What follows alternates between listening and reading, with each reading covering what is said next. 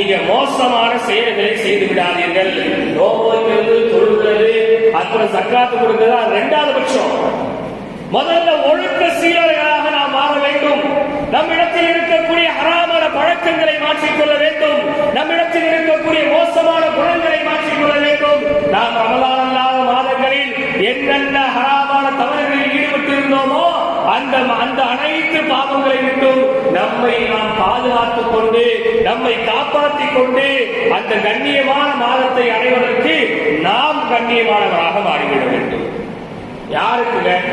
பொதுவாகவே ஒரு கண்ணியமான சபை நடக்கிறது என்று சொன்னால் அங்க கண்ணியமானவர்களுக்கு தான் முக்கியத்துவம் கொடுக்கப்படும். ஒரு ஹராமான சபை நடக்கிறது என்று சொன்னால் அங்கே ஹராமானவர்களுக்கு தான் முக்கியத்துவம் கொடுக்கப்படும். ரமலானுடைய மாதம் என்பது கண்ணியத்திற்குரிய மாதம். அப்ப